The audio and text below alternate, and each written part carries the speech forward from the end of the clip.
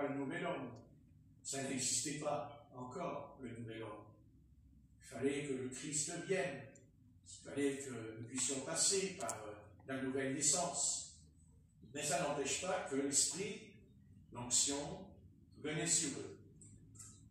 Et de temps en temps, quand ils avaient l'onction, ben oui, ils s'étaient conduits là. Et puis, ils redevenaient des hommes avec leurs idées, leurs opinions. Voilà. On est comme ça, chacun est différent. Voilà. C'est pas parce que je suis converti que, même si j'ai été un voleur, ben oui, mais c'est peut-être justement le contraire. Peut-être que j'étais en faisant ça. Puisque je sais très bien que mon esprit, de toute façon, est renversé par la grâce du Seigneur. Mais, Père éternel, j'aimerais bien, si tu veux m'accorder cette possibilité d'intervenir, j'aimerais que tu mettes de l'ordre dans la nation. Amen. Parce que tu l'as dit, tu es un Dieu d'ordre et un Dieu de paix. Et la paix, elle ne vient pas avant. C'est d'abord un Dieu d'ordre. Tu mets de l'ordre. Et c'est pour ça que ton Fils, le Christ, en tant que Fils de l'homme, qui est venu sur la terre, ne s'est pas contenté de faire des prodiges et des miracles. Mais un jour, il a pris un fouet et il a fouetté. Voilà, c'est ça. Et Seigneur, il a fouetté, comme on fouette un fils qui est rebelle et désobéissant. Et ta parole nous dit même de le fouetter, pour que son âme n'aille pas en enfer. Amen. Vous voyez? Voilà. Et oui. Seigneur Dieu, on est toujours effrayé de parler de l'enfer. Mais s'il n'y avait pas l'enfer, alors que feraient les hommes s'il n'y avait pas de justice et de punition dans l'au-delà? Combien les démons seraient très contents, très joyeux en eux de ce qu'il n'y aurait pas l'enfer. Mais Seigneur, il y en a un. Et comme ce fameux prédicateur que j'ai écouté hier et qui nous dit que quand on meurt, eh bien, on va dans le séjour des morts, que les païens vont dans le séjour des morts, et il a dit, même s'ils n'ont pas accepté le Christ, de toute façon, ils se sentiront bien. Parce qu'ils vont ressusciter eux aussi des morts. Donc, après tout, que j'ai Christ ou pas, dans le séjour des morts, je me sentirai bien. Et j'attends la résurrection. Car c'est vrai, il y a deux résurrections.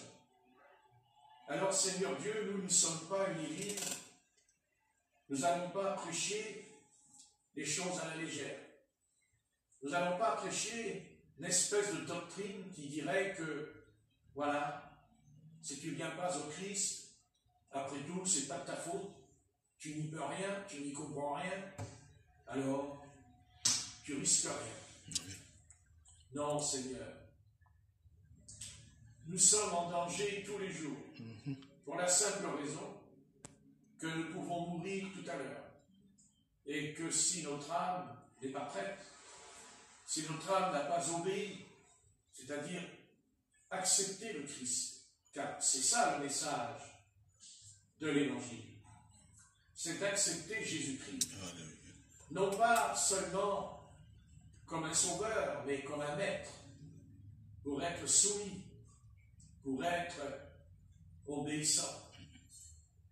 D'ailleurs, lui-même l'a déclaré dans le jardin, il s'est mis à genoux, il a commencé à prier, ce sauveur, et il a dit, Père, si tu pouvais éloigner la coupe.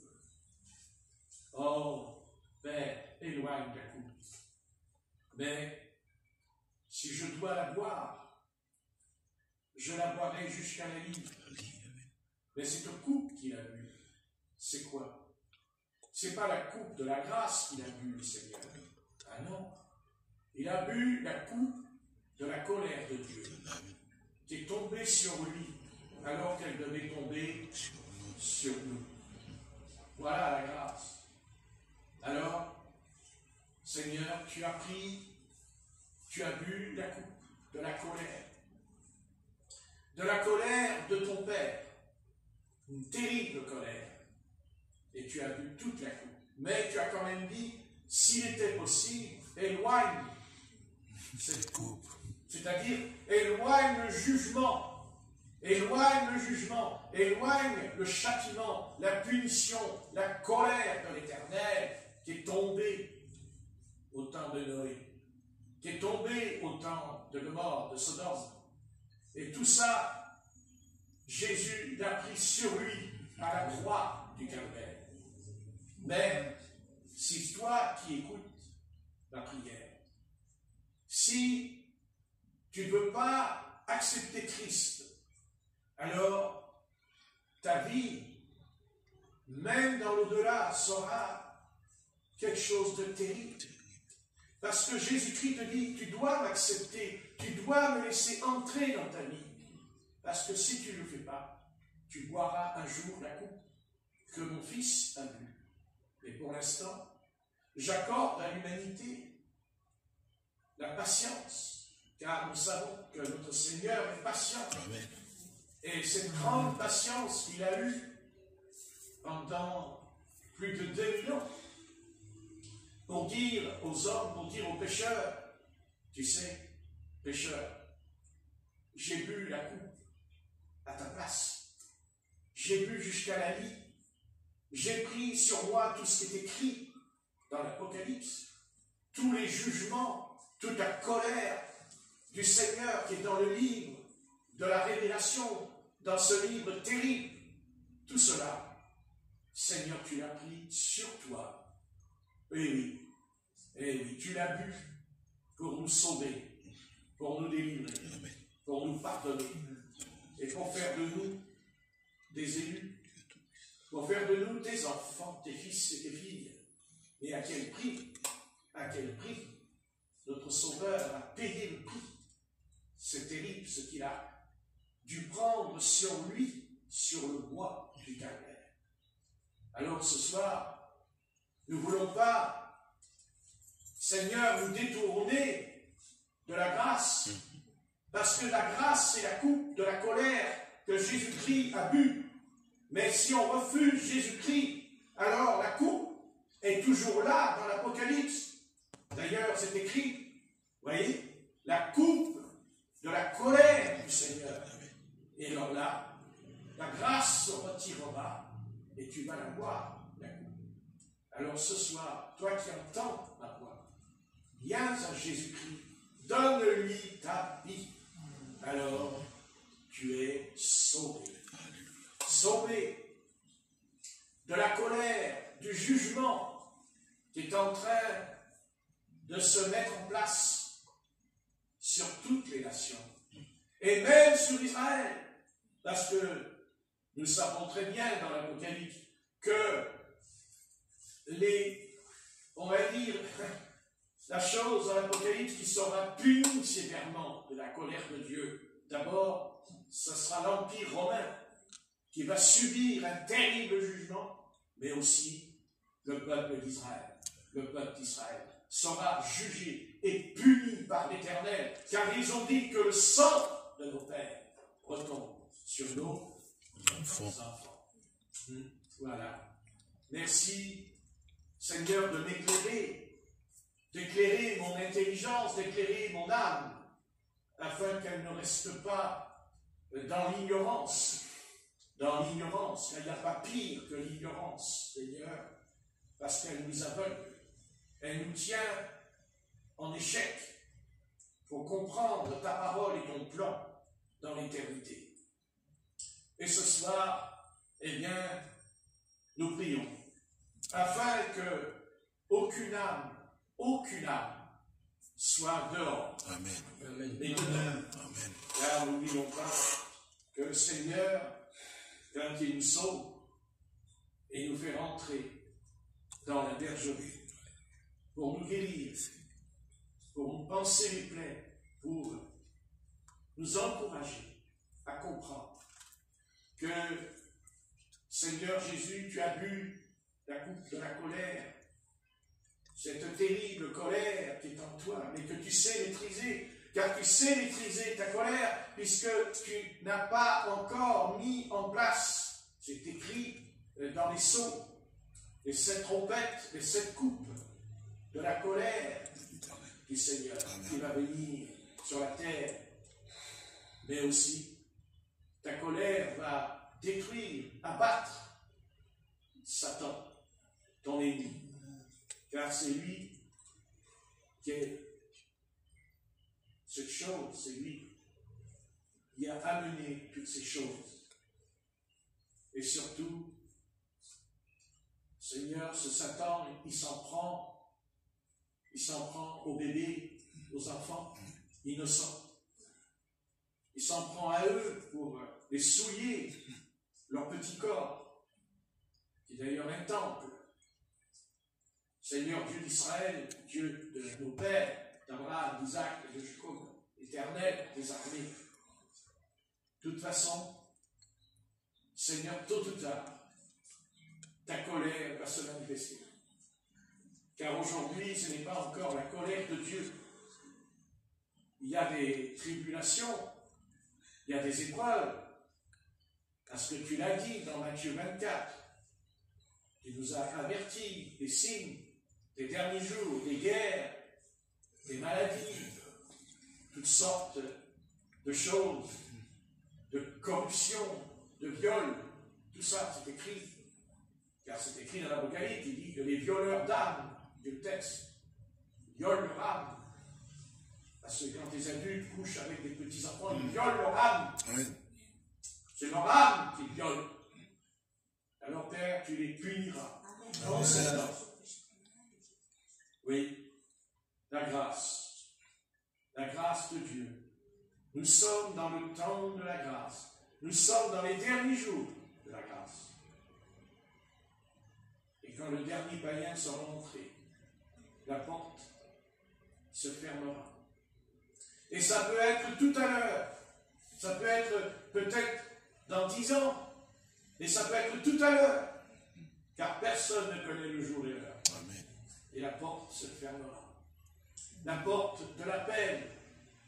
L'appel qui est lancé par Jésus-Christ en mettant sur la terre son Église, son corps, pour que le Saint-Esprit donne conviction d'avoir péché contre l'Éternel.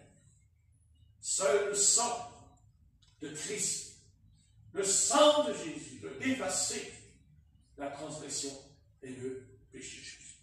Oui, mais pourquoi? Parce qu'il a bu la coupe de la colère. Voilà, c'est ça que j'ai compris. Et ceci m'incite encore plus à me dire que nous devons évangéliser les âmes. Nous devons rendre témoignage, et surtout à nos proches. Amen. Non pas pour qu'ils rentrent chez nous, pour qu'ils viennent ici. Non, non. Mais pour que leur âme, dans le lit, la nuit, dise « Jésus, sauve-moi. Sauve-moi, Jésus, de ta colère. » Ah, n'oublions pas que ce n'est pas le Père qui va se mettre en colère. Ah non. C'est le Fils. C'est Jésus qui va punir les nations et les peuples quand il revient. C'est le Père, c'est écrit dans l'évangile de Jean, tout jugement a été remis entre les mains du Fils. Amen. Ah oui, c'est vrai. Je crois que c'est dans Jean chapitre 5, le verset 17, il me semble, que c'est ça qui est écrit. Tout jugement a été remis entre les mains du Fils, c'est-à-dire Jésus-Christ. Bien, je vais ouvrir le Saint Livre, le plus beau livre, le plus merveilleux livre, le livre qui a sauvé mon âme, le livre qui a fait de moi un pécheur qui est devenu maintenant un saint, parce que c'est ça que nous sommes devenus, des saints. Car l'apôtre Paul a dit, salut le saint, qui est à Corinthe, à Éphèse, à Thyatire, à Philadelphie, les saints. Et nous sommes saints par la grâce, bien sûr, mais nous sommes parce que nous avons un comportement, une conduite irréprochable, irrépréhensible. Alléluia. Alléluia. Comme l'a dit l'apôtre Paul, notre ami, parce que Paul, ce n'est pas seulement un apôtre, c'est notre ami. Amen. C'est un ami, Paul, profond dans la Bible. Oh oui, s'il n'y avait pas Paul dans la Bible, il manquerait une branche à l'arbre de vie. Ça, c'est certain.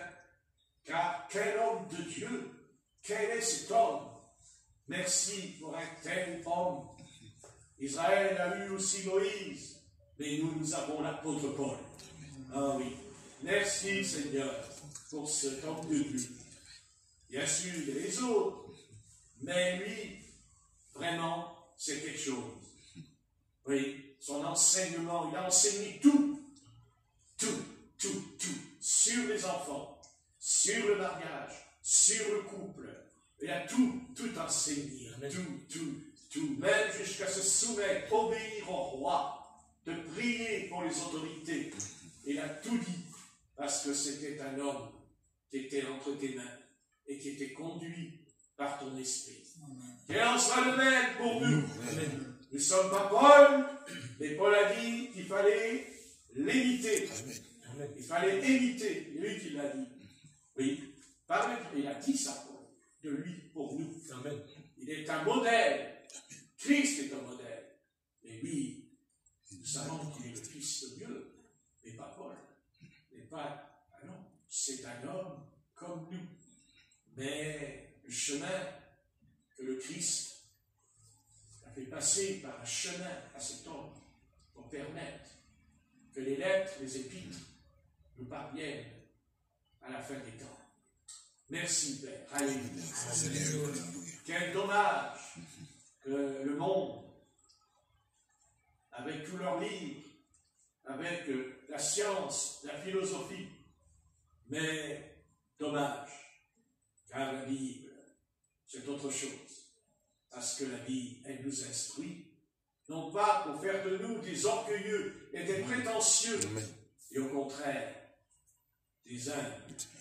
Car heureux les humbles, car le royaume des cieux appartient. Alléluia. Alléluia. Merci Jésus pour toutes ces bonnes choses. Amen. Amen. Amen. On va ouvrir.